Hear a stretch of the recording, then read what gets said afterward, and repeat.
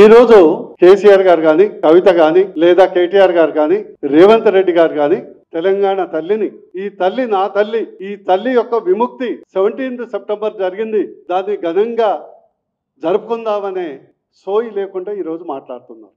సొంత తల్లి పేరు చెప్పుకోలేనటువంటి దుస్థితిలో వీళ్ళున్నారు. ఒకళ్ళు సమైక్యతా దినోత్సవం అంటారు, బీఆర్ఎస్ ప్రభుత్వంలో ఉన్నప్పుడు దాన్ని విలీన దినోత్సవం అన్నారు.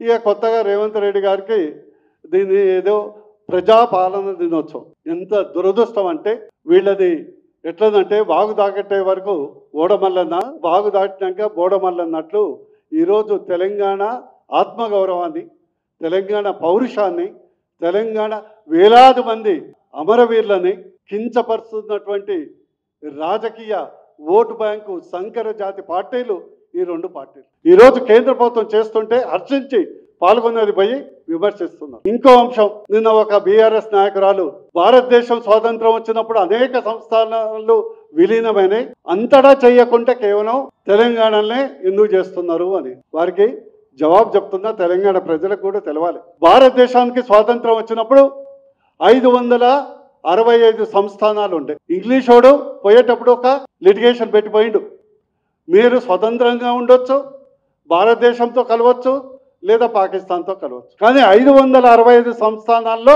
563 సంస్థానాలు స్వచ్ఛందంగా వీఆర్ ఇండియన్స్, మీరు ఫస్ట్ భారతీయుండి అని స్వచ్ఛందంగా కలిశారు. కేవలం 3 ప్రాంతాలే కొంత బెట్టు చేశాయి. అది జమ్మూ కాశ్మీర్, తర్వాత రాజా హరిసింగ్ స్వచ్ఛందంగా కలవటం జరిగింది. గుజరాత్లో అతి చిన్న ప్లేస్ నవాబు పాకిస్తాన్తో కలుస్తామని చెప్పి పారిపోతే అక్కడ అనేక సంస్థల ఆధ్వర్యంలో ప్రజల అభిప్రాయం తీసుకుంటే 99% భారత్తో కలుస్తామంటే అది కలిసిపోయాది.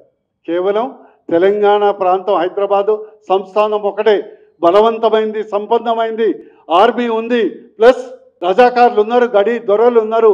వీళ్ళందరూ స్వతంత్ర దేశంగా లేదా పాకిస్తాన్తో కలుస్తామంటే 5 రోజుల్లో చిత్తు చేసి కాళ్ల బేరానికి తెచ్చింది మన ఇండియన్ ఆర్మీ మరియు సర్దార్ వల్లభాయ్ పటేల్. అందుకొరకే ఇది తెలంగాణ విమోచన దినోత్సవం. నేను ఒక ప్రశ్న వేస్తున్నా. కర్ణాటకలో కాంగ్రెస్ ప్రభుత్వం అధికారికంగా లిబరేషన్ డే చేస్తుంది. మహారాష్ట్ర మరాఠవాడలో హైదరాబాద్ సంస్థానం భాగం చేస్తుంది. అందుకొరకు వీళ్ళు రాజకీయాల కొరకు, ఓటు బ్యాంకు కొరకు తల్లిని కూడా అమ్ముకునే రకం బీఆర్ఎస్, కాంగ్రెస్. ప్రజలు గుర్తించాలి, వచ్చే ఎన్నికల్లో బొందబెట్టాలి. ఒకసారి బీజేపీకి ఛాన్స్ ఇస్తే అద్భుతంగా అధికారికంగా సెప్టెంబర్ 17th తెలంగాణ విమోచన దినోత్సవాన్ని అధికారికంగా జరిపిస్తామని ప్రజలకు మీ ద్వారా విజ్ఞప్తి చేస్తుంది.